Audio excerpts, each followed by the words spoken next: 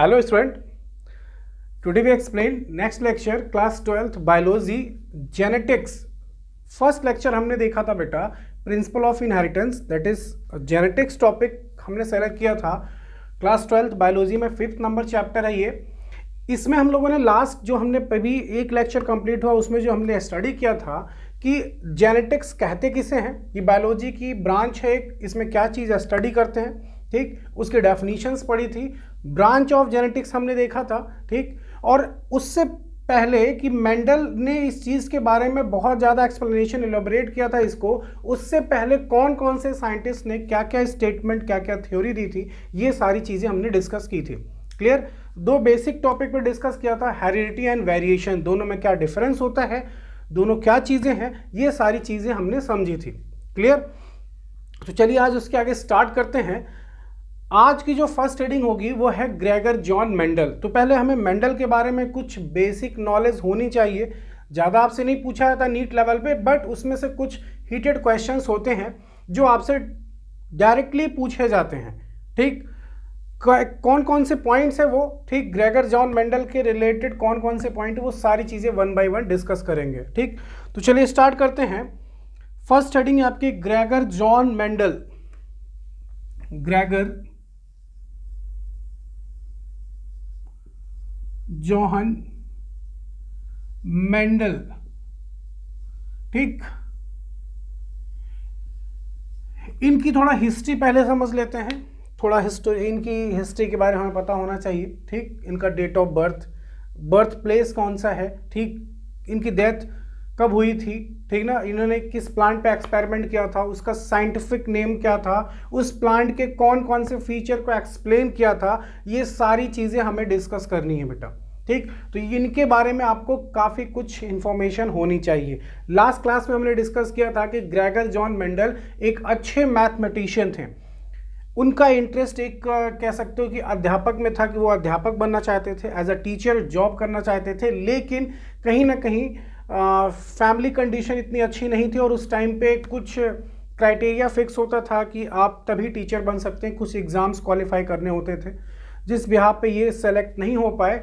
इन्होंने अपने पेरेंट्स यानी अपने फादर को बहुत सपोर्ट किया था उनके वर्क में, और फाइनली जब ये बायोलॉजी में रिलेटेड इससे टॉपिक से रिलेटेड आए, इन्होंने कई प्लांट्स पे एक्सपेरिमेंट, स्पेशली इन्होंने पी प्लांट को सेलेक्ट किया एक्सपेरिमेंट के लिए, ठीक। उस पर इन्होंने कई साल एक्सपेरिमेंट किया, नियर अबाउट 7 ईयर एक्सपेरिमेंट किया, और एक 7 ईयर एक्सपेरिमेंट करने के बाद अपनी सारा जो भी इनको डाटा मिला वो सब कुछ एक फाइल में लिखा और साइंस कमेटी के सामने उसको रखा, कौन से ईयर में दिया गया था, ठीक।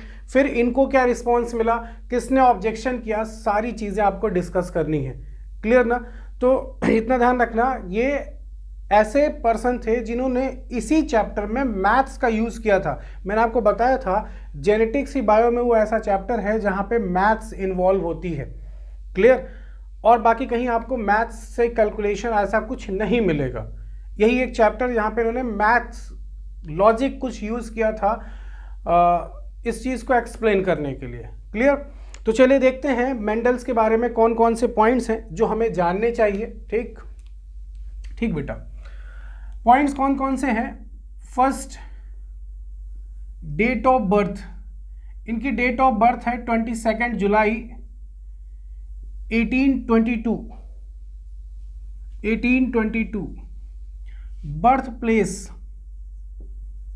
बर्थ प्लेस ऑस्ट्रिया कंट्री है, मैं यहां पे लिख दे रहा हूं, कंट्री का नाम ऑस्ट्रिया है, ठीक। सिटी का नाम ब्रून है, ब्रून। विलेज का नाम सिलीसिया है, ठीक, विलेज का नाम सिलीसिया है, ठीक ना बेटा। By profession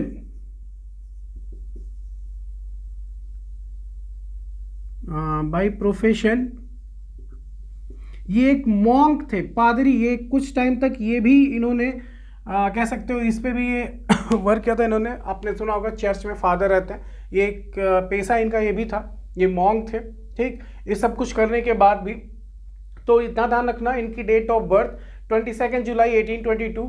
birth place country Austria है, ऑस्ट्रिया एक कंट्री है proper.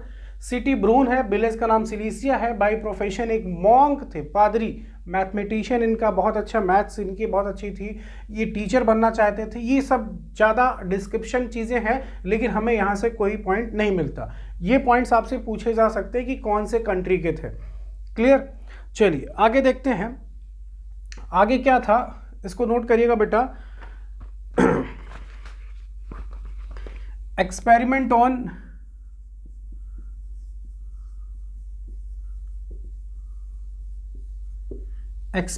On P plant. Clear ना बेटा? जिसका साइंटिफिक नेम होता है पाइसम सटाइवम। क्या नाम होता है बेटा? Pisum sativum. ये मटर का साइंटिफिक नेम होता है। क्लियर ना? तो पाइसम सटाइवम इसका साइंटिफिक नेम है, इसको आप नोट करिएगा बेटा यहां तक। अब जरा चलते हैं इनका स्टेटमेंट देखते हैं कि इन्होंने जो एक्सपेरिमेंट किया था वो कितने साल एक्सपेरिमेंट किया था, ठीक, और फिर जो कौन से ईयर में एक्सपेरिमेंट किया था, कब उसको मतलब कब उसका प्रेजेंटेशन किया था, सारी चीज़ें वन बाय वन देखते हैं। चलिए देखो, पहले अच्छे से लेक्चर अटेंड करिएगा, फिर उसके बाद आप स्क्रीनशॉट लेके अभी जैसे भी आप इस नोट्स को प्रिपेयर करिएगा। देखिए, Mendel work on Pisum sativum,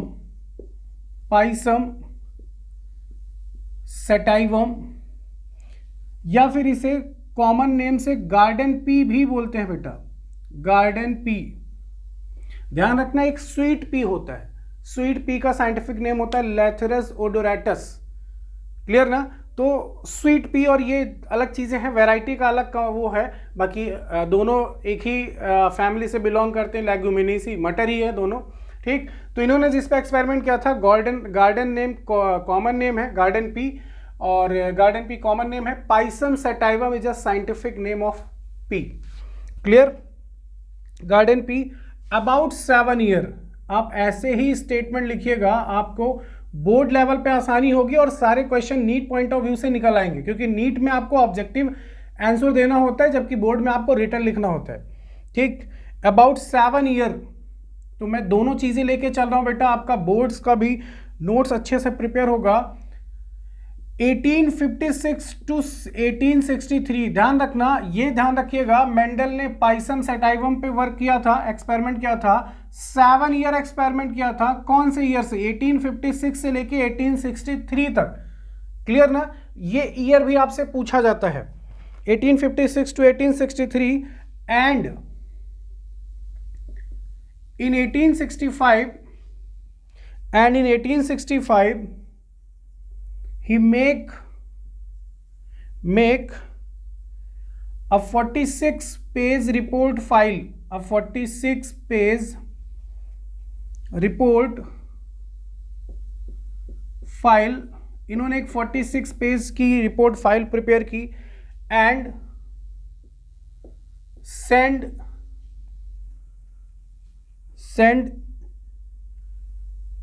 in different country of Europe and America, different country of Europe and America, Europe and America, but nobody gave any response, nobody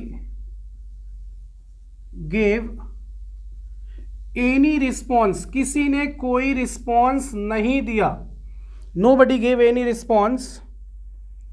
finally इन्होंने क्या किया, ध्यान से सुनिएगा बेटा, 1865 में, मेरी बात ध्यान से समझिएगा, मेंडल ने पाइसम सटाइवम पे एक्सपेरिमेंट किया जिसका कॉमन नेम होता है गार्डन पी। 7 ईयर एक्सपेरिमेंट किया था, 1856 से लेके 1863 तक। 1865 में इन्होंने 46 पेज की रिपोर्ट फाइल प्रिपेयर किया और उसको सेंड किया different country of Europe and America, but nobody give any response, लेकिन किसी ने कोई रिस्पॉन्स नहीं दिया। फाइनली इन्होंने क्या किया, अपने एक्सपेरिमेंट को फ्रॉम 1866 से कंटिन्यू रखा। अपने एक्सपेरिमेंट को जब कंटिन्यू रखा इन्होंने, एक्सपेरिमेंट कंटिन्यू रखते रखते मतलब एक ऐसा टाइम आ गया कि मेंडल की डेथ हो गई। 1884 में मेंडल मर चुके थे, इनकी दोनों किडनी काम करना बंद कर दी थी। ठीक, मेंडल की जो डेथ हुई थी उसमें जो रीजन आया था वो दोनों इनकी किडनियां काम करना बंद कर दी थी। क्लियर ना? अभी हम और भी चीजें जानेंगे। अभी बोर्ड लेवल पे अगर हम देखें तो ये हमें नोट्स बहुत अच्छे से प्रिपेयर हो जाएगा हमारा, प्लस एक एक पॉइंट आपका नीट पॉइंट ऑफ व्यू से निकल के आएगा क्वेश्चंस, जो मैं आपको हाईलाइट कर रहा हूं वो चीज ध्यान रखिएगा। ठीक, nobody gave any response.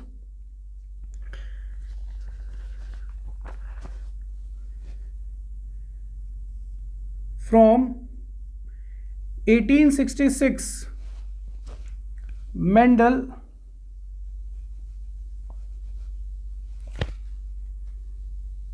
continue focus on their experiment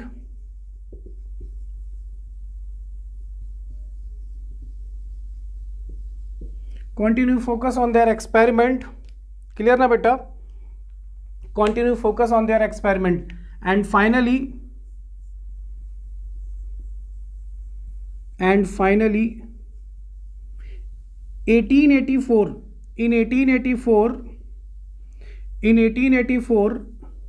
Mendel died due to kidney disease जिसका नाम था बेटा ग्लोमेरुलोनेफ्राइटिस।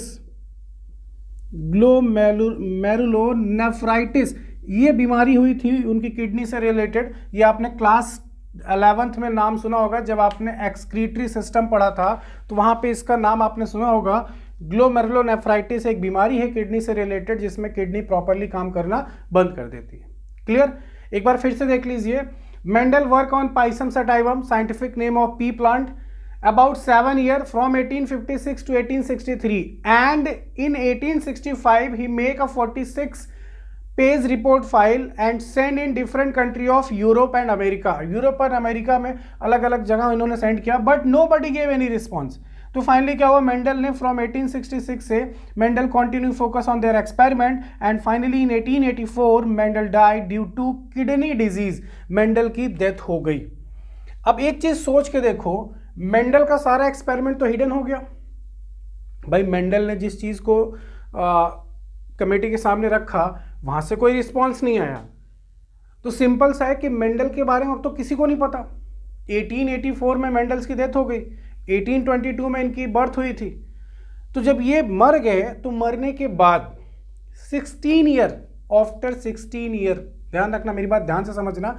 अभी कुछ नोटेड पॉइंट भी हैं, आपको ये भी पता चलेगा कि कहाँ पे पर्टिकुलर किस साइंस कमेटी को सेंड किया था। ठीक, और सामने वाले ने ऑब्जेक्शन किया तो क्या ऑब्जेक्शन था, किस प्लांट पे एक्सपेरिमेंट करने को इनसे कहा गया। एक्चुअल में हुआ ये था, मेंडल ने पी प्लांट्स के बारे में सारी चीज़ें बता दी कि ऐसा ऐसा है। तो जो पर्टिकुलर एक साइंटिस्ट है, आगे चल के अभी आप डिस्कस करेंगे, उन्होंने कहा कि एक दूसरा प्लांट है, आप यही एक्सपेरिमेंट उस पर करके दिखाइए, प्रूफ करिए। लेकिन मेंडल वहां पे फेल हो गए क्योंकि इनको जो प्रॉपर नॉलेज थी वो पी प्लांट से, और पी प्लांट में आपको पता है बहुत यूनिक फीचर है। बाकी हर एक प्लांट्स में कहीं ना कहीं आपको कुछ ना कुछ डिफरेंट कैरेक्टर मिलेंगे, लेकिन पी प्लांट्स में अभी एक क्वेश्चन आएगा, why Mendel selected P plant for their experiment. Mendel ने पी प्लांट ही क्यों सेलेक्ट किया, तो उसका रीजन जो हम पढ़ेंगे तो वो रीजन बाकी प्लांट्स पे मैच नहीं करता। क्लियर ना बेटा? तो अभी हम डिस्कस करेंगे वो चीज कि किस प्लांट पे एक्सपेरिमेंट करने को कहा गया था, किसने कहा था, और मेंडल वहां पे फेल हो गए थे। ठीक, अब मेरी बात ध्यान समझना। 1884 में जब मेंडल की डेथ हुई उसके 16 साल बाद, आफ्टर 16 ईयर, अब 1884 में 16 अगर ऐड करोगे तो 1900 हो जाएगा। 1900 में तीन साइंटिस्ट, कार्ल कॉरेंस, ह्यूगो डिब्रीज, शेरमार्क, तीन scientist from 3 different country. Correns Germany से थे, ह्यूगो डिब्रीज हॉलैंड से थे, शेरमार्क ऑस्ट्रिया से थे, इन्हीं के कंट्री से थे। ठीक, ये तीनों साइंटिस्ट अलग अलग प्लांट पे एक्सपेरिमेंट कर रहे थे 1900 में।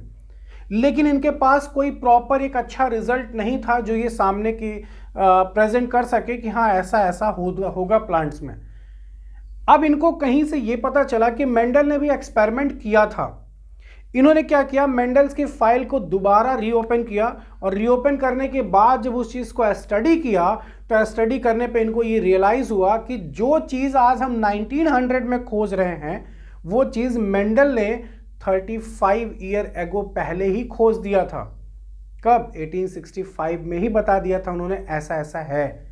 अब प्रॉब्लम कहाँ थी? इनके एक्सप्लेनेशन में या सामने वाले के समझने में कहीं ना कहीं कुछ प्रॉब्लम थी। मेंडल ने उस चीज़ को कैसे अपनी तरीके से एक्सप्लेन किया था। जब कॉरेंस तीनों साइंटिस्टों ने पढ़ा पूरी फाइल को, उनको ये रियलाइज़ हुआ कि 35 ईयर पहले ही मेंडल ने सारी चीज़ें बता दिया था, लेकिन कहीं ना कहीं कुछ प्रॉब्लम थी, हो सकता है इन्होंने सही से एक्सप्लेन नहीं कर पाए होंगे। अब कॉरेंस ने, इन तीनों साइंटिस्टों ने क्या किया, उस फाइल में जो भी थोड़ा बहुत चेंजेस करना था उन्होंने किए, अपने लैंग्वेज के अकॉर्डिंग उन्होंने फिर से एक्सप्लेन किया उसे, और फिर अलग अलग कंट्री में उसको जब उन्होंने इनके सामने रखा तब ये माना गया कि हाँ ये एक्सपेरिमेंट प्रॉपरली सही है। और जब ये प्रूफ हो गया तो मेंडल तो मर चुके थे। तब इन तीनों साइंटिस्टों ने ये डिसाइड किया कि इस पूरी डिस्कवरी का जो क्रेडिट है वो किसको मिलना चाहिए, मेंडल को। तो मेंडल को एक नाम मिला, फादर ऑफ जेनेटिक्स। मेंडल को कोई प्राइज नहीं मिला, मेंडल ऑलरेडी इनकी डेथ हो चुकी थी।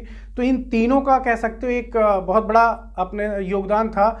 एक हॉनेस्टली इन्होंने अच्छा रोल अदा किया कि इन्होंने पूरा का पूरा क्रेडिट किसको दिया, मेंडल को, और मेंडल को एक नाम मिला फादर ऑफ जेनेटिक्स।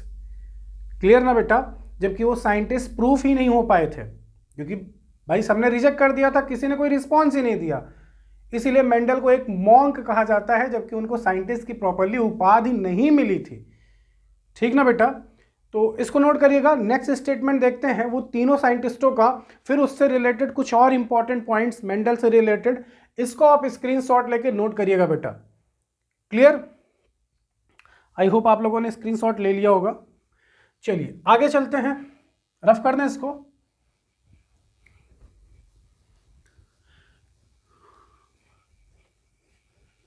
और इसके ऑब्जेक्टिव क्वेश्चंस भी जल्दी ही कराएंगे बेटा, चैप्टर कवर होने पर या कुछ प्रॉपरली टॉपिक कवर होंगे तो उससे रिलेटेड क्वेश्चंस करेंगे। ठीक,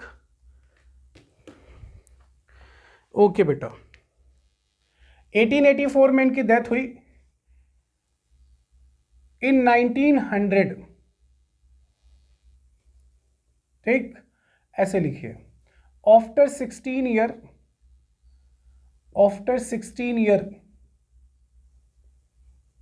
of Mendel's death,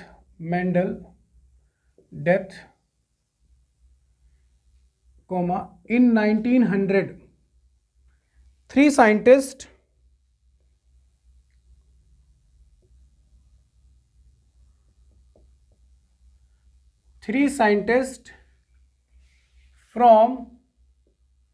comes from three different country,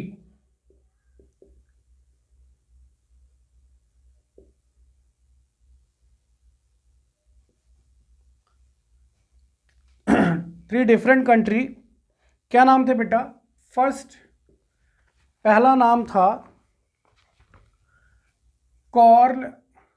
Correns. ध्यान रखना सबसे ज्यादा योगदान इन्हीं का था बेटा, कॉरेंस। ठीक ना बेटा? दूसरा जो नाम था वो था शेरमार्क, E.V। शेरमार्क, टी साइलेंट है, ये ध्यान रखिएगा, टी साइलेंट है। ठीक, एंड तीसरा जो नाम था बेटा वो थे ह्यूगो डी व्रीज। क्लियर? अब आपसे एक क्वेश्चन पूछा जाता है, देखो ये तो इंफॉर्मेशन के लिए हो गया कि तीन scientist after 16 year of Mendel's death, Mendel के मरने के 16 साल बाद, three scientist comes from three different country and reopen Mendel's file या फिर experiment, and reopen Mendel experiment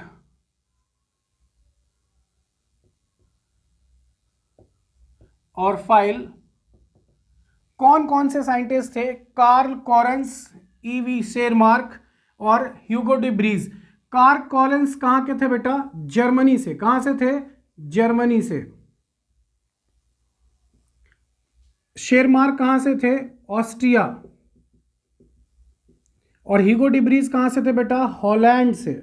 ध्यान रखिएगा, आपसे यह भी पूछा जाता है इनका प्लेस कहां से थे। ठीक, कार्ल कॉरेंस। अब देखो दूसरा question NEET point of view से। एक तो हो गया तीनों साइंटिस्टों का नाम बताइए।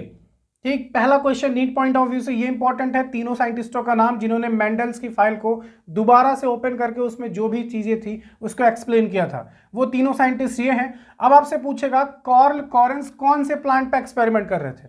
ह्यूगो डी ब्रीज कौन से प्लांट पे एक्सपेरिमेंट कर रहे थे? शेरमार्क कौन से प्लांट पे एक्सपेरिमेंट कर रहे थे? ठीक, तो ध्यान रखिएगा, ह्यूगो डी ब्रीज जो थे एक्सपेरिमेंट ऑन इवनिंग प्रिमरोज। ये प्लांट का नाम है, ये कॉमन नेम है, इसका साइंटिफिक नेम होता है ओनियोथेरा लैमार्कियाना। ये इसका साइंटिफिक नेम है। इस प्लांट पे इन्होंने एक्सपेरिमेंट, मतलब उस टाइम एक्सपेरिमेंट कर रहे थे। और ध्यान रखना, एक तो ये हो गया साइंटिफिक नेम, आपसे पूछा जाएगा इवनिंग प्रिमरोज का साइंटिफिक नेम बताइए, या इस प्लांट पे किसने एक्सपेरिमेंट किया था? ह्यूगो डी ब्रीज ने। दूसरी इंपॉर्टेंट पॉइंट, ह्यूगो डी ब्रीज ने ही म्यूटेशन की डिस्कवरी की थी। आगे चल के हम पढ़ेंगे, आगे आएगा इसी चैप्टर में म्यूटेशन। तो म्यूटेशन की डिस्कवरी करने वाले साइंटिस्ट का नाम भी ह्यूगो डी ब्रीज है, और वो कोई प्लांट दूसरा नहीं था, यही प्लांट था। तो ध्यान रखना, यहां पे दो टॉपिक क्लियर होता है, दो क्वेश्चन, कि ह्यूगो डी ब्रीज ने कौन से प्लांट पे एक्सपेरिमेंट उस टाइम कर रहे थे या किया था? इवनिंग प्रिमरोज, उसका साइंटिफिक नेम ओनियोथेरा लैमार्कियाना। क्लियर? और ह्यूगो डी ब्रीज ने ही म्यूटेशन की डिस्कवरी की थी। क्लियर ना बेटा? नेक्स्ट इसको नोट करिएगा यहां तक। नेक्स्ट देखते हैं, शेरमार्क कौन से प्लांट पे एक्सपेरिमेंट कर रहे थे एंड कॉरेंस ने किस प्लांट पे एक्सपेरिमेंट किया था। ओके बेटा, नेक्स्ट आपका जो है, यहां तक आप इसको ऐसे स्क्रीनशॉट लीजिएगा। नेक्स्ट है आपका, शेरमार्क और कॉरेंस ने किस प्लांट पे एक्सपेरिमेंट किया था? तो आपकी इंफॉर्मेशन के लिए बता दूं, एक्सपेरिमेंट ऑन कॉरेंस जो उस टाइम एक्सपेरिमेंट कर रहे थे, एक्सपेरिमेंट ऑन मेज प्लांट। ठीक ना बेटा? और रही बात शेरमार्क की, मैं इसको नीचे वाला रफ कर दे रहा हूं बेटा, इसको आप स्क्रीनशॉट ले लीजिएगा। शेरमार्क ने जो एक्सपेरिमेंट किया था वो डिफरेंट फ्लावरिंग प्लांट पे था, कोई इनका पर्टिकुलर प्लांट नहीं था। ठीक, experiment on different flowering plant, experiment on different flowering plant.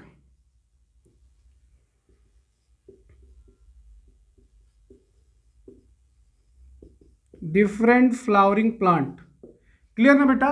तो ये चीज ध्यान रखना, तीन साइंटिस्ट जो मेंडल्स के फाइल को जिन्होंने रीओपन किया, रीडिस्कवर्ड किया, ऐसा भी सेंटेंस आपको मिलेगा कि रीडिस्कवर्ड किया, रीओपन किया, वो तीनों साइंटिस्ट कौन थे? कॉरेंस जर्मनी से किस पे एक्सपेरिमेंट किया था? मेज पे। ह्यूगो डी ब्रीज हॉलैंड से किस पे एक्सपेरिमेंट किया था? इवनिंग प्रिमरोज कॉमन नेम है, साइंटिफिक नेम ओनियोथेरा लैमार्कियाना। क्लियर? एंड एक और थे शेरमार्क जो ऑस्ट्रिया से थे, जो डिफरेंट फ्लावरिंग प्लांट पे एक्सपेरिमेंट कर रहे थे। इन तीनों को जब ये लगा कि आज हम 1900 में ये सारी चीजें देख रहे हैं और समझ रहे हैं, इसको 35 ईयर पहले ही मेंडल ने डिस्कवर कर दिया था। क्लियर? तो इन तीनों ने ही डिसाइड किया था जो इसका पूरा क्रेडिट होगा वो क्रेडिट किसको जाएगा? Goes to Mendel. इसीलिए मेंडल को फादर ऑफ जेनेटिक्स नाम दिया गया। क्लियर? तो इसका स्क्रीनशॉट लीजिएगा, 2-3 पॉइंट्स और है उसको भी देखते हैं। ठीक बेटा? चलिए इसको आप ले लीजिएगा स्क्रीनशॉट इसका। ओके बेटा, आगे देखते हैं। दीज 3 साइंटिस्ट, नोट करके लिखिएगा, these 3 scientist work independently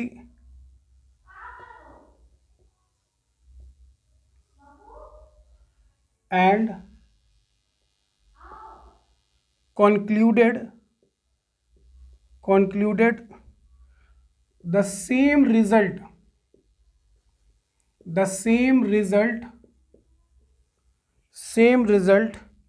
which was already discovered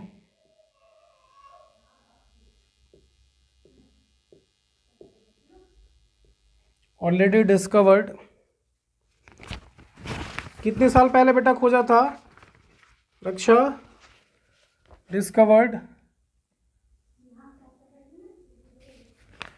discovered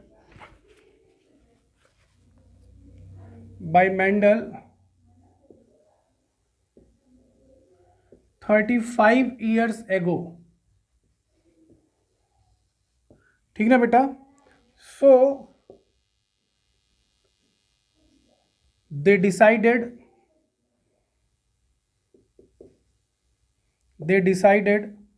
to give the whole credit of discovery,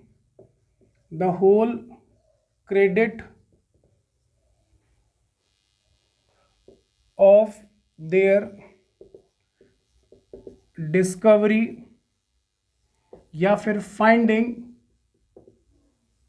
finding with name of Mendel,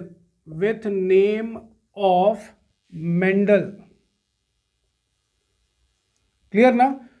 तो इन तीनों ने ये डिसाइड किया कि मेंडल्स को ही इसका पूरा क्रेडिट जाना चाहिए, तो मेंडल्स को एक नाम मिला बेटा, फादर ऑफ जेनेटिक्स,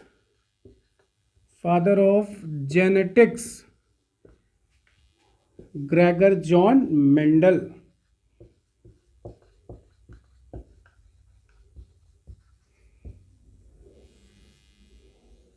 क्लियर? इसको बॉक्स में ऐसे करिएगा, और ये सेंटेंस आपको प्रॉपर एक अच्छे कह सकते हो फॉर्मेट में आपको बताया जा रहा है। इसको अच्छे से अपने नोट्स में प्रिपेयर करिएगा। मुझे जहाँ तक लगता है आपने फर्स्ट लेक्चर बहुत अच्छे से अटेंड किया और आपकी सारी चीज़ें उसमें प्रिपेयर होगी। किसने कौन सी थ्योरी दी थी, क्या स्टेटमेंट था, ठीक, कितनी ब्रांच होती हैं जेनेटिक्स की, ये सारी चीज़ें आपने कवर किया होगा। तो ये था इन तीनों साइंटिस्टों का जो इन्होंने अपना स्टेटमेंट दिया, इनके अकॉर्डिंग जो हुआ इसमें, ठीक। अब कुछ नोटेड पॉइंट नोट करते हैं कि मेंडल ने जो फाइल प्रिपेयर की थी या फिर कहाँ पे गलत साबित हुए थे वो सारी चीज़ें, प्लस मेंडल ने पी प्लांट ही क्यों सेलेक्ट किया, दूसरा प्लांट क्यों नहीं सेलेक्ट किया, इसका भी आंसर आपसे पूछा जाता है बोर्ड लेवल पे भी, और नीट लेवल पे यहाँ से तो नहीं, बाकी अदर टॉपिक से क्वेश्चंस अराइज होते हैं। क्लियर? तो चलिए देखते हैं कुछ इंपॉर्टेंट पॉइंट्स। इसको रफ करते हैं बेटा, स्क्रीनशॉट ले लीजिएगा।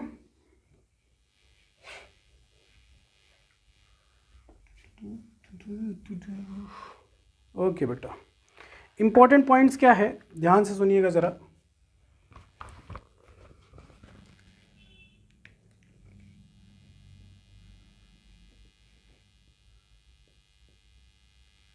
इंपॉर्टेंट पॉइंट्स क्या है?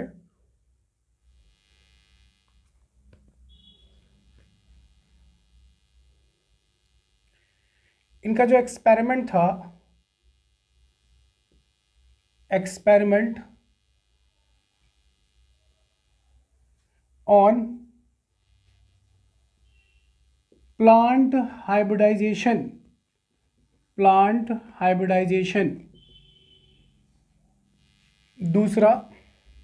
दूसरा पॉइंट, ये चीज ध्यान रखना, ठीक, नेचुरल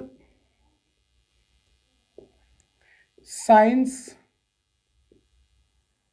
सोसाइटी ऑफ ब्रून, ये इसी के द्वारा प्रोसीड की गई थी बेटा, ठीक ना। नेचुरल साइंस सोसाइटी ऑफ ब्रून, ध्यान रखना मेंडल का शहर का नाम ब्रून ही था, तो आपको याद आ जाएगा कि मेंडल की फाइल को यहीं से प्रोसीड किया गया था। क्लियर ना? तो अब चलते हैं नेक्स्ट इंपॉर्टेंट पॉइंट की तरफ। इंपॉर्टेंट पॉइंट क्या था, ध्यान से सुनिएगा। Mendel fail to produce same result same result in, इसको अंडरलाइन करना बेटा, HAWKWEED,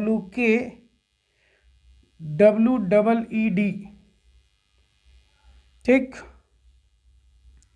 कॉमनली इसे क्या कहा जाता है,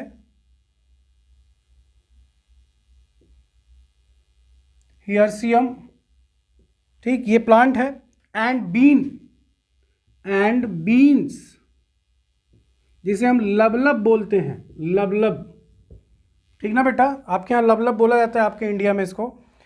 डिटेल इन्वेस्टिगेशन, इस चीज पे एक्सपेरिमेंट करने के लिए साइंटिस्ट ने कहा था, और मेंडल इस प्लांट पे एक्सपेरिमेंट करने से फेल हो गए थे। उनको ये लगा कि जैसे मटर में हमें रिजल्ट मिला था वैसा रिजल्ट मुझे यहाँ मिल जाएगा, बट ऐसा नहीं हुआ, ठीक ना। लेकिन जब बाद में और पॉपुलैरिटी हुई, मेंडल अपनी जगह पे गलत नहीं थे, इस प्लांट में वो कैरेक्टर नहीं थे प्रॉपरली, तो यहाँ पे एक क्वेश्चन ये स्पेशली बनता है कि मेंडल ने पी प्लांट ही क्यों सेलेक्ट किया, क्योंकि पी प्लांट में जो कैरेक्टर्स रहे होंगे प्रॉपरली, अच्छे से अच्छे कैरेक्टर, वो हो सकता है इसमें ना हो। तो मेंडल के लिए एक नई चीज थी, इसमें वही चीज सेम रिपीट किया, दैट्स वाई वो फ्लॉप हो गए थे, यहाँ पे गलत साबित हो गए थे। क्लियर ना। बट आपसे ऐसा कोई क्वेश्चन यहाँ से पूछा नहीं जाता है अभी तक, जितना मैंने बताया वो तीनों साइंटिस्ट से रिलेटेड चीजें वो आपसे पूछी जाती हैं। क्लियर। एक क्वेश्चन यहाँ से पूछा जाता है, कौन सी सोसाइटी थी, natural science society of Brunn. Clear ना बेटा, तो इसको नोट करिएगा, नोटेड पॉइंट है ये। चलिए आगे चलते हैं, रफ कर दे बेटा इसको। ओके बेटा, और आप लोग के लिए गुड न्यूज़ है बेटा, जल्दी ही, अभी तो मैं बोर्ड पे इसको एक्सप्लेन कर रहा हूँ, मुझे एक एक चीज़ लिखनी पड़ रही है। मेरे पास पूरा फॉर्मेट है एक प्रॉपरली स्लाइड में। मेरा एक दूसरा इंस्टीट्यूट है, वहाँ पे मुझे केवल एक मैं सारी चीज़ें मैनेज करके चल रहा हूँ, एक डिजिटल बोर्ड की ज़रूरत है, अदरवाइज प्रोजेक्टर है। जल्दी ही आपको सारी चीज़ें एक डिजिटल बोर्ड के अकॉर्डिंग, प्रॉपर स्लाइड के अकॉर्डिंग ही मिलेगी। कुछ रिटर्न वर्क विशेष नहीं होगा, केवल मुझे समझाने के लिए रिटर्न वर्क यूज़ करना होगा। अभी जैसे आप यहाँ पे काफ़ी टाइम लगता है आप लिखने में, आपको भी उतना टाइम देखना पड़ता है, बट डोंट वरी, आप थोड़ा सा कोऑपरेट करिए, जल्दी ही वो दिन आएगा जब हम डिजिटल बोर्ड पे प्रॉपरली एक्सप्लेन करेंगे और आपका भी टाइम प्रॉपरली सेव होगा उसमें, और ज़्यादा से ज़्यादा चीज़ें हम वहाँ पे कवर अप कर पाएंगे। क्लियर। तो एक गुड न्यूज़ है आपके लिए भी, मेरे लिए बहुत अच्छा अचीवमेंट है कि मैं और अच्छा इंप्रूव कर पा रहा हूँ। क्लियर बेटा। चलिए क्वेश्चन क्या है, why Mendel select pea plant for their experiment,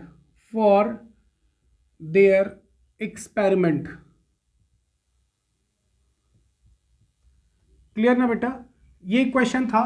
अब इसमें आंसर क्या होगा वो समझना है कि पी प्लांट को मेंडल ने क्यों सेलेक्ट किया था। आपने क्लास 10th में भी पढ़ा है, जब आपने हेरिडिटी एंड एवोल्यूशन चैप्टर पढ़ा था, तो वहां पे भी ये क्वेश्चन अराइज हुआ था कि मेंडल ने पी प्लांट ही क्यों सेलेक्ट किया। आप में से कई लोग इस चीज का आंसर जानते भी होंगे, लेकिन यहाँ पे कुछ पॉइंट्स आपको और मिलेंगे, पॉइंट ध्यान से सुनिएगा। पी प्लांट एक ट्रू ब्रीडिंग प्लांट है, पी प्लांट एक ट्रू ब्रीडिंग प्लांट है। क्लियर। दूसरा पॉइंट, पी प्लांट में जो क्रोमोसोम नंबर है वो पेयर में है, दैट इज 7 पेयर। अगर आपसे पूछा जाए डिप्लॉयड में तो 7 पेयर है, हैप्लॉयड में 14 क्रोमोसोम होते हैं, ठीक। 2n इज इक्वल टू 14 है, n इज, हाँ 2n इज इक्वल टू, ठीक बेटा, 7 पेयर 14 क्रोमोसोम्स होते हैं, ध्यान रखिएगा 7 पेयर और 14 क्रोमोसोम होते हैं। तीसरा पॉइंट, मेंडल ने क्यों सेलेक्ट किया, पी प्लांट पे एक्सपेरिमेंट करना बहुत आसान था, क्योंकि इसकी लाइफ स्पेन बहुत शॉर्ट होती है। मटर की खेती 3 महीने की होती है, आपको 3 महीने में रिजल्ट मिल जाएगा। क्लियर ना। जबकि अगर मैं इस पॉइंट से थोड़ा हट के जाऊं तो आपको पता है एक साइंटिस्ट थे जिनका नाम था टीएच मॉर्गन। टीएच मॉर्गन ने फ्रूट फ्लाई पे एक्सपेरिमेंट किया था, जिसका साइंटिफिक नेम होता है ड्रोसोफिला मेलानोगैस्टर, ठीक। उस फ्रूट फ्लाई पे एक्सपेरिमेंट किया, उसकी लाइफ स्पेन 1 वीक होती है, मतलब वहां पे रिजल्ट ऑब्टेन करना बहुत आसान था।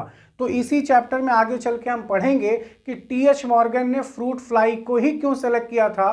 तो उसका भी रीजन में एक पॉइंट यह आएगा कि इसकी लाइफ स्पेन बहुत शॉर्ट होती है, दैट इज 1 वीक। तो एक्सपेरिमेंट का रिजल्ट बहुत आसानी से बहुत जल्दी मिल जाता। क्लियर ना। तो टी.एच. मॉर्गन तो काफी बाद में आए थे, मेंडल पहले थे। मेंडल ने पी प्लांट लिया, तो एक पॉइंट हो गया कि पी प्लांट की लाइफ स्पेन शॉर्ट होती है, that is only about 3 month. Next point, P plant का जो फ्लावर होता है वो बाइसेक्सुअल होता है। इसका मतलब अगर हम वो एक्सपेरिमेंट अपने घर पे भी करते हैं, घर में करते हैं, तो सिंपल सा है कि वहां पे पॉलिनेशन की कोई प्रॉब्लम नहीं आएगी, क्योंकि फ्लावर अगर यूनिसेक्सुअल होता तो हमको दोनों प्लांट लेके चलना पड़ता, मेल फ्लावर वाला भी फीमेल फ्लावर वाला भी। लेकिन यहाँ फ्लावर कैसा है, बाइसेक्सुअल। इसका मतलब सेल्फ पॉलिनेशन ऑटोमेटिक हो सकता है। क्लियर ना।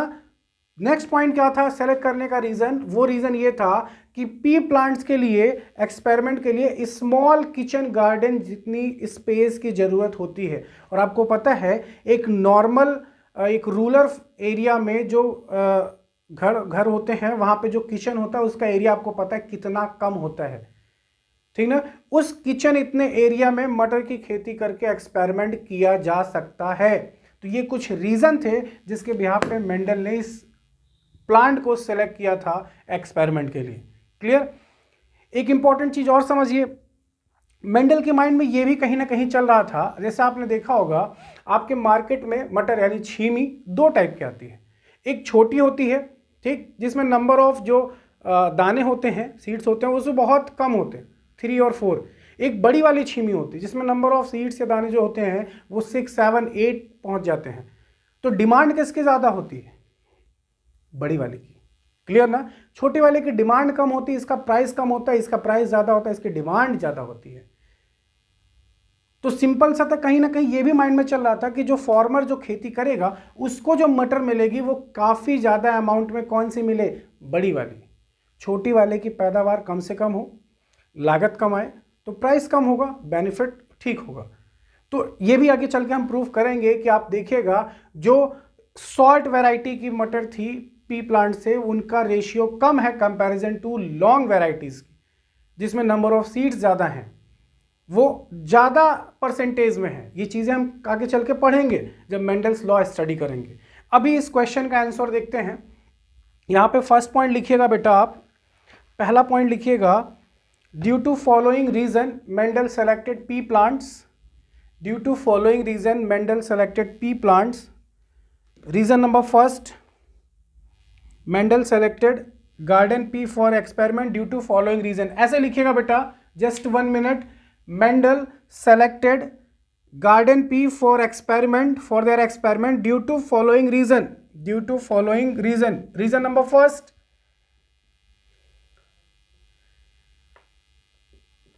Pisum sativum. Pisum sativum is a true breeding plant. Is a true breeding plant. Clear ना बेटा, true breeding plant. Second, life span of garden pea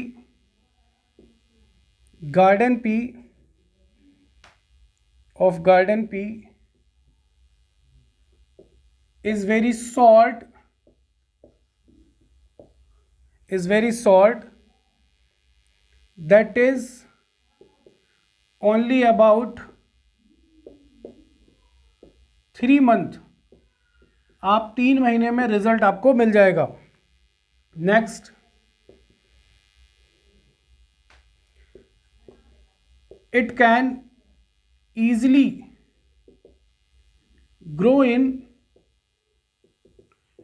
small kitchen garden।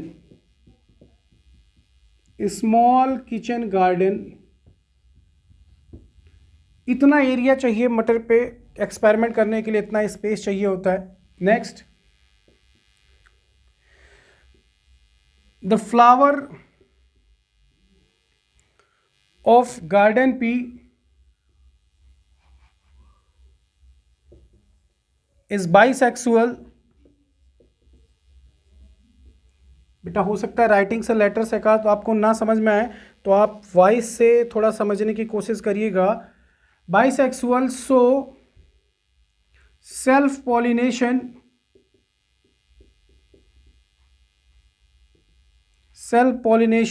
Occur automatically. ठीक, self pollination आसानी से हो सकता है। Point number 5,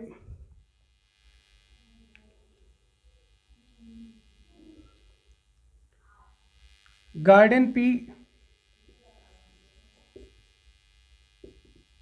is a diploid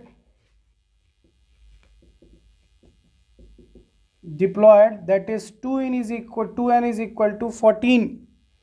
ठीक ना बेटा, यानी 7 pair of chromosome, 7 pairs of chromosome. तो मटर के क्रोमोसोम नंबर भी ध्यान रखना, कितना क्रोमोसोम होता है मटर में। ठीक, हमारे पास 46 क्रोमोसोम होते हैं, दैट इज 23 पेयर। मटर में 14 क्रोमोसोम होते हैं, दैट इज 7 पेयर। इतने पॉइंट्स में किसी को कोई प्रॉब्लम? क्लियर है यहां तक? मेंडल ने पी प्लांट क्यों सेलेक्ट किया, कोई दिक्कत नहीं, इसका स्क्रीनशॉट लीजिए। आगे चलते हैं।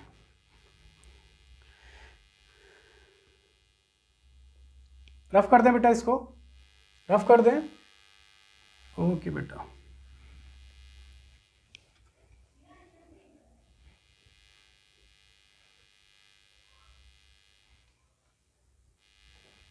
ओके बेटा।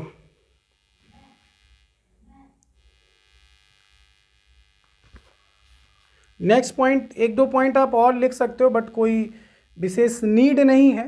ठीक, इतने पॉइंट से हमारा काम चल जाएगा। क्लियर ना? यहां तक किसी को कोई प्रॉब्लम? क्लियर है यहां तक सारा टॉपिक? अगर कोई कहीं प्रॉब्लम होती, कोई क्वेरी होता है, तो आप कमेंट सेक्शन में लिख के बताइएगा। उस क्वेश्चन का आंसर जल्दी ही नेक्स्ट लेक्चर में जरूर एक्सप्लेन करेंगे बेटा उसको। तो अगर कहीं कोई डाउट होता है तो आप क्वेश्चंस पूछ सकते हैं। क्लियर? अब हमारा जो नेक्स्ट टॉपिक होगा वो ये है कि मेंडल ने पी प्लांट पे जब एक्सपेरिमेंट किया था तो इन्होंने ऑब्जर्व किया था 7 पेयर ऑफ कॉन्ट्रास्टिंग कैरेक्टर। ध्यान रखना, 7 पेयर ऑफ कॉन्ट्रास्टिंग कैरेक्टर से पहले इनको 34 शायद ऑब्जर्व हुए थे। 34 से शायद 22 पे आए। 22 से और अच्छे से इन्होंने सारी चीजें समझी, तब पता चला कि 7 पेयर ऑफ कॉन्ट्रास्टिंग कैरेक्टर। तो मेंडल ने एक क्वेश्चन ये भी पूछा जाता है, कितने pair of contrasting character Mendel ने ऑब्जर्व किए थे पी प्लांट पे। एक क्वेश्चन तो ये होगा पी प्लांट क्यों सेलेक्ट किया था, दूसरा ये होता है पी प्लांट्स में number of character, contrasting character कितने ऑब्जर्व किए थे। 7 पेयर। कितने? 7 पेयर। अब वो 7 पेयर कौन कौन से थे और किस क्रोमोसोम पे थे? ध्यान रखिएगा, क्रोमोसोम पेयर में होते हैं। हमारे पास 23 पेयर क्रोमोसोम होता है, तो first number pair, second number, last वाला जो पेयर होता है, आपने पढ़ा है, लास्ट वाला जो पेयर ऑफ क्रोमोसोम होता है वो सेक्स क्रोमोसोम होता है। अगर मेल पर्सन है तो XY होगा और फीमेल है तो दोनों X होंगे, दोनों की साइज सिमिलर होगी। क्लियर ना? आप कहीं क्रोमोसोम का पैटर्न देखिएगा 23 क्रोमोसोम का पेयर में, तो लास्ट वाला जो होगा उसमें एक बड़ा एक छोटा समझ जाना वो मेल का है, क्योंकि Y क्रोमोसोम साइज में छोटा होता है, X क्रोमोसोम साइज में बड़ा होता है, due to number of genes ज़्यादा होते हैं X क्रोमोसोम में। और अगर दोनों सिमिलर साइज में हैं तो लास्ट वाला जो पेयर है वो फीमेल का क्रोमोसोम का प्रेजेंटेशन दिया गया है। क्लियर ना? तो यहाँ पे क्या है कि आपको ये भी बताना है कि जो मेंडल ने 7 pair of contrasting character observe किया था वो कौन से क्रोमोसोम पे था। ये पॉइंट इंपॉर्टेंट है, नीट में ये पूछा जाता है 7 पेयर कॉन्ट्रास्टिंग कैरेक्टर कौन कौन से थे। आपकी स्क्रीन पे आपको दिख रहा है। ठीक, आप उसको एज इट इज ऐसे ही नोट करिएगा, एक प्रॉपर टेबल बनाइएगा। अभी मैं आपको बोर्ड पे ही बता रहा हूं, आप स्क्रीन से देखिए, आपको दिख रहा है और इवन आपके एनसीईआरटी में दिया हुआ है। कौन कौन से थे, मेरी बात ध्यान समझना। एक था आपका टॉल, एक था डॉर्फ। अब देखो पेयर में है तो पेयर में एक अपोजिट होगा। आपने पढ़ा anterior posterior, up down, left right, मतलब जस्ट अपोजिट। तो एक प्लांट टॉल था, दूसरा कैसा था, डॉर्फ। एक फ्लावर की पोजीशन थी एक्सियल, एक की थी टर्मिनल। अभी समझेंगे, स्ट्रक्चर से देख के समझेंगे हम। ठीक, एक पॉड का शेप, पॉड का कलर। तो एक आपका इंस्ट्रिक्टेड था, एक था कॉन्स्ट्रिक्टेड, एक था फ्लैटेंड, ठीक ना, और एक आपका कैसा था, रिंकल्ड था, और एक कैसा था, राउंड शेप में था। तो ये शेप एंड कलर की बेसिस पे हम पढ़ेंगे। कलर अगर हम देखें तो एक का कलर कैसा था, अगर हम फ्लावर के कलर की बात करते हैं, फ्लावर के कलर की बात करें तो आपको कैसा मिलेगा, वायलेट और white, purple and white, clear ना, वायलेट और वाइट है शायद, पर्पल एंड वाइट है, क्लियर, ये मिलेंगे। अगर हम बात करें मटर के कलर की, पॉड कलर की या सीड कलर की बात करें तो आपको पता है 2 मटर आती है मार्केट में।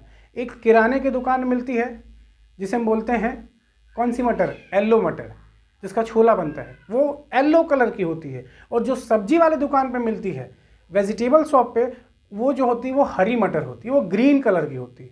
तो 7 pair of contrasting character 1 bye 1 हमें समझना है, और ये भी जानना है कि कौन से क्रोमोसोम नंबर पे ये प्रेजेंट होते हैं, क्लियर। तो एक बार फ्लो चार्ट बना के देखते हैं, ठीक।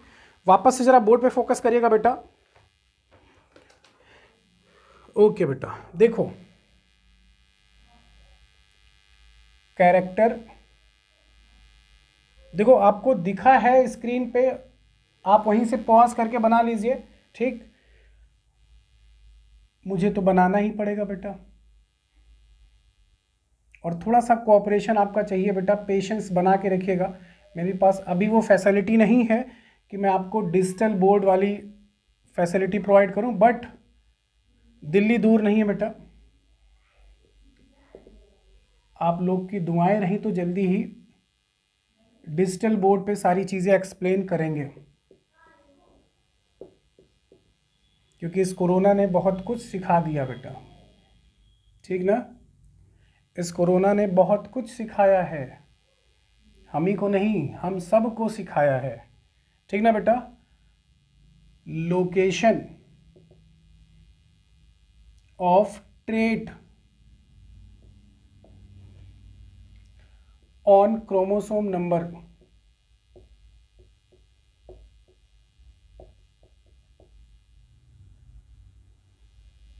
ठीक। चलिए, कैरेक्टर की अगर हम बात करें तो फर्स्ट सीड शेप, दूसरे की बात करें तो सीड कलर, तीसरे की अगर हम बात करें फ्लावर कलर,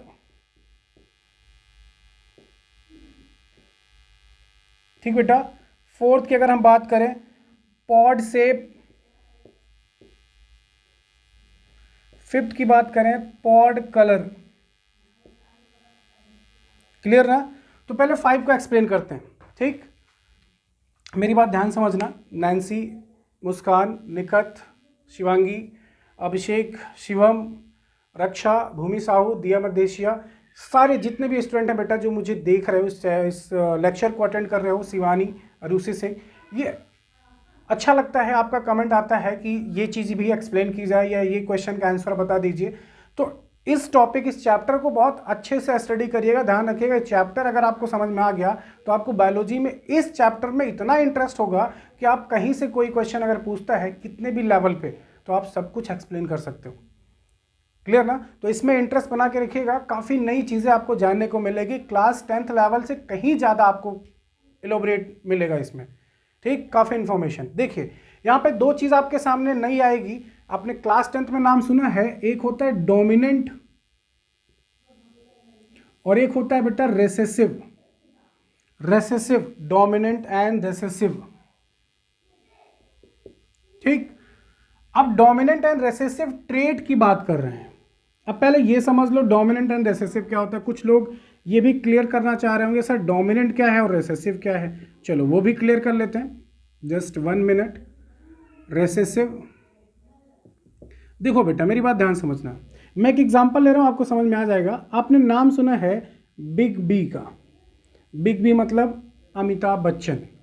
आपने इनकी वाइफ का नाम सुना है जया बच्चन, सुना है, बिल्कुल सुना है, इतने सुपरस्टार, एक अच्छी सेलिब्रिटी है ये, ठीक। आफ्टर शोले मूवी के बाद इन दोनों की लव मैरिज, इन दोनों महानुभावों ने लव मैरिज की, शादी हुई। शादी होने के बाद जो इनका पहला बेबी हुआ, अब इनके पास कौन सा क्रोमोसोम होगा, XY, इनके पास कौन सा होगा XX, इनका वाई क्रोमोसोम आया और इनका एक्स क्रोमोसोम, ये दोनों फ्यूज हुए और क्या बना, एक्स वाई। क्या बना बेटा, एक्स वाई। मैं यहाँ लिख दे रहा हूँ, आई थिंक आपको नहीं दिख रहा होगा, एक्स वाई फॉर्म हुआ। ठीक, ये एक्स वाई कौन बने, अभिषेक बच्चन, बोलो बने ना, यही तो है इनके लड़के फर्स्ट, अभिषेक बच्चन। अब यहाँ पे एक चीज देखो, जो बिग बी की हाइट है, बिग बी की हाइट और जो इनकी हाइट है, अब बताओ जो अभिषेक बच्चन इनकी जो प्रोजेनी है वो किसकी हाइट को अचीव किया है, अमिताभ बच्चन की या फिर जया बच्चन की, अमिताभ बच्चन की, इन्हीं की हाइट को अचीव किया उसने। इनका हाइट का कैरेक्टर उसमें ट्रांसफर हुआ, जो डोमिनेंट आपको दिखता है। मतलब अगर हम दोनों फादर और सन दोनों को वहां एक साथ खड़ा कर दें तो आप ये कह सकते हो कि किसके कैरेक्टर को उसने अडॉप्ट किया है, किसके कैरेक्टर को, फादर के। तो जो कैरेक्टर आपको डायरेक्टली दिख जाता है वो कहते हैं उसे कौन सा कैरेक्टर, डोमिनेंट। और जो हिडन रहता है, छिपा रहता है, वो कौन सा कैरेक्टर होता है, रिसेसिव, क्योंकि इनका एक्टिवेट नहीं हो पाया, ये डोमिनेंट हावी हो गया जिस वजह से ये कैरेक्टर अपीयर हो रहा था। तो ऐसा आपके साथ भी होता है, हमारे पास भी ऐसा होता है कि हमारे पेरेंट्स से हमारी कुछ सिमिलरिटी बहुत अच्छी मैच कर जाती है। उनकी हाइट, उनकी चलने की स्टाइल, उनका बोलने का तरीका, उनकी आवाज़, ये कहीं ना कहीं एक्टिवेट हो जाती है, एकदम सेम लगता है कि हाँ सामने वाला ये कह देगा हाँ इन्हीं से बिलोंग करते, इन्हीं की फैमिली के हैं ये। तो ये एग्जांपल समझ में आया सबको। डोमिनेंट जो आपको प्रॉपरली दिख जाएगा वो डोमिनेंट है, जो नहीं दिख रहा वो रेसेसिव है। तो यहाँ पे हम कह सकते हैं इनका कैरेक्टर नहीं दिखा, वो रेसेसिव कैरेक्टर था, और ये दिख गया हाइट में, ये कौन सा कैरेक्टर है बेटा, डोमिनेंट कैरेक्टर। क्लियर है सबको, चलिए आगे चलते हैं। यहाँ तक समझ में आया ना सबको बेटा, ओके बेटा, देखते हैं अगर समझ में आ गया तो एक लाइक तो बनता है बेटा, अगर आप एग्री हो तो। चलिए, सीड शेप कैसा होगा बेटा, राउंड, कैसा होगा, राउंड। यहां पे कैसा होगा, रेसेसिव में रिंकल्ड। मतलब अगर ये दोनों आ जाएंगे एक साथ, मतलब ये डोमिनेंट कैरेक्टर दिखेगा, ये प्रॉपरली हिडन होगा। सीड कलर कैसा होगा, एक आपने देखी येलो मटर होती है और एक कैसी होती है बेटा, ग्रीन मटर होती है। फ्लावर कलर की बात करें तो कैसा दिखेगा, वायलेट, पर्पल नहीं था, वायलेट और वाइट, वाइट आपको कम दिखेंगे। ठीक, अगर हम पॉट शेप की बात करें तो इनफ्लेटेड, और अगर हम दूसरे की बात करें तो कॉन्स्ट्रिक्टेड। अगर हम पॉट कलर की बात करें तो मटर आपको कैसी दिखती है, बाहर से ग्रीन, क्लियर ना। और अंदर कैसा होता है, अगर हम दूसरे मटर की बात करें, येलो वाली भी आती है, जब सूख जाती है मटर तो कैसी हो जाती है बेटा, येलो हो जाती है, क्लियर ना। अगर हम बात करें फ्लावर पोजीशन की, फ्लावर पोजीशन, तो एक फ्लावर कहाँ होगा, एक्सियल, और एक कहाँ होगा बेटा, टर्मिनल, क्लियर ना। 7 number, 7 pair of contrasting character दिया था, आई होप आपको यहां तक दिख रहा होगा, क्लियर ना बेटा। 7 कौन सा था, स्टेम हाइट, कौन सा था बेटा, स्टेम हाइट में एक आपको कैसा मिलेगा, टॉल, और एक कैसा मिलेगा बेटा, डॉर्फ, कैसा मिलेगा, डॉर्फ, क्लियर ना। अगर हम क्रोमोसोम नंबर की बात करें, क्रोमोसोम नंबर की, तो क्रोमोसोम नंबर में कौन कौन सा मिलेगा बेटा, ध्यान रखिएगा जरा। क्रोमोसोम नंबर फर्स्ट वाला 7th,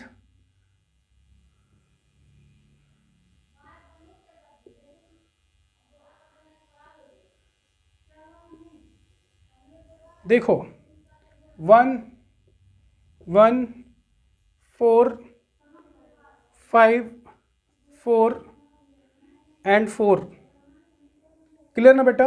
तो ये ध्यान रखना, इन्होंने देखो कितने कितने क्रोमोसोम को शो किया था, एक 4 नंबर को, एक 5 नंबर, एक 1 और 7, मतलब टोटल मिला के 4 क्रोमोसोम को ही शो कर रहे थे। जबकि मटर के प्लांट में नंबर ऑफ क्रोमोसोम कितने होते हैं पेयर में, 7 पेयर होते हैं।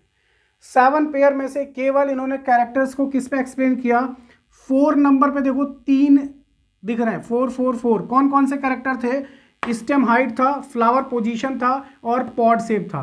जबकि 5 नंबर पे केवल एक कैरेक्टर है, कौन सा, पॉड कलर। सीड शेप केवल एक क्रोमोसोम पे, कौन सा, 7th, ठीक। सीड कलर फ्लावर कलर, दोनों कौन सा नंबर पे है बेटा? फर्स्ट। तो नीट पॉइंट ऑफ व्यू से ये पॉइंट इंपॉर्टेंट है कि कौन से क्रोमोसोम नंबर पे कौन सा कैरेक्टर अपीयर हुआ था, जो मेंडल ने एक्सप्लेन किया था। क्लियर? यहां तक सबको क्लियर है? ठीक ना बेटा? अब जरा देखिए, एक एक चीज समझ के चलते हैं। ये तो आपने बना लिया होगा, चाहे स्क्रीन से आप प्रिपेयर कर लीजिएगा, आपकी बुक में बना हुआ है, वहां से आप ड्रॉ कर लीजिएगा। सॉरी। दूसरी चीज, अब हम बात करते हैं एक चीज। आपको देखो सीड शेप, आपकी स्क्रीन पे इसका फिगर दिख रहा होगा। ठीक, सीड शेप में कैसा है? राउंड और रिंकल्ड। देखो दो सीड दिख रहे हैं और दोनों में एक देखो प्रॉपर राउंड में और एक रिंकल्ड में है। रिंकल्ड मतलब झुर्रीदार है, प्रॉपर राउंड शेप में नहीं है।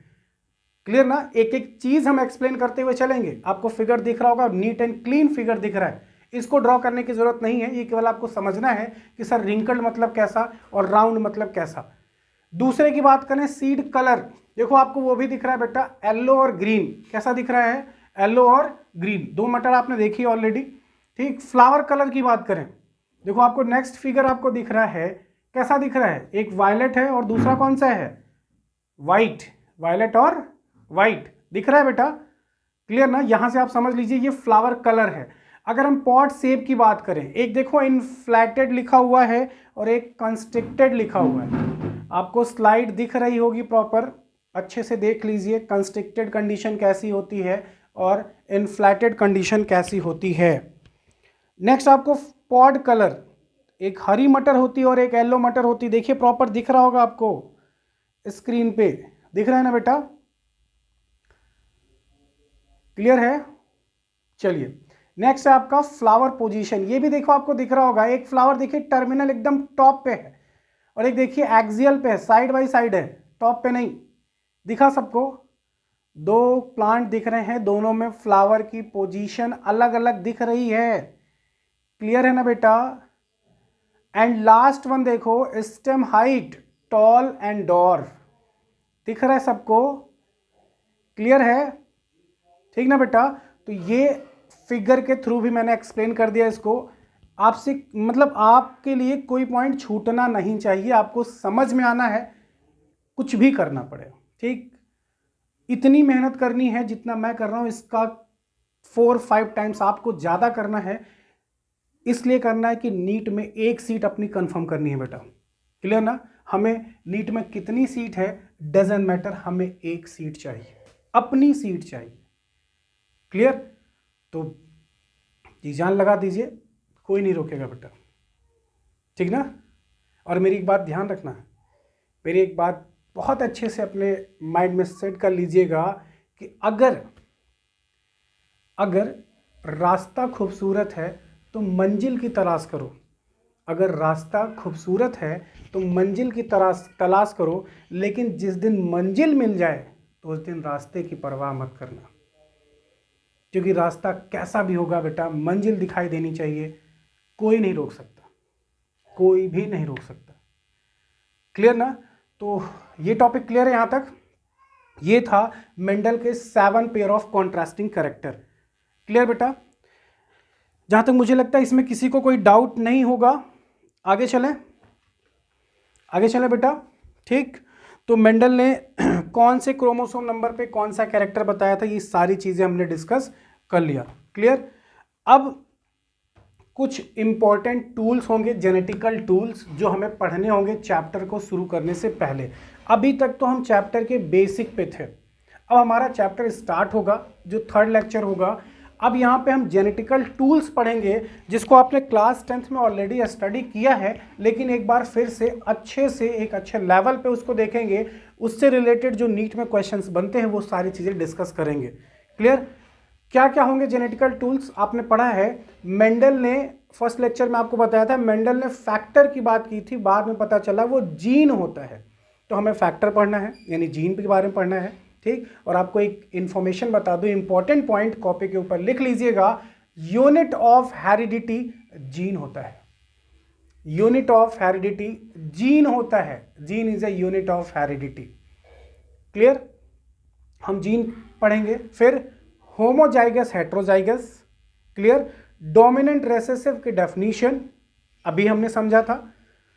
F1 generation, F2 generation, first filial generation, second filial generation. Clear?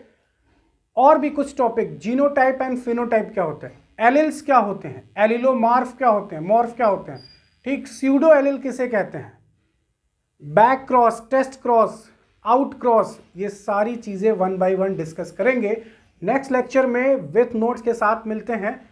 और तब तक के लिए अपना ये लेक्चर अटेंड करिए और अच्छे से नोट्स प्रिपेयर करिए बेटा। इतना अच्छे से प्रिपेयर करिए कि जब नेक्स्ट टाइम आपका ये चैप्टर ओवर होगा, फिनिश होगा लास्ट टाइम, इसके objective questions near about 200 questions आपके सॉल्व होंगे। मैं आपको क्वेश्चंस कराऊंगा और आप वेरी हॉनेस्टली खुद से ट्राई करिएगा और मुझे विश्वास है आप सारे क्वेश्चंस अटेम्प्ट कर पाएंगे और वो भी परफेक्ट करेक्ट होंगे। क्लियर? तो मिलते हैं बेटा नेक्स्ट लेक्चर में। तब तक के लिए घर पे रहिए, सेफ रहिए और जैसा होगा अपना रिस्पॉन्स पॉजिटिव नेगेटिव जरूर शो करिएगा बेटा। थैंक यू बेटा।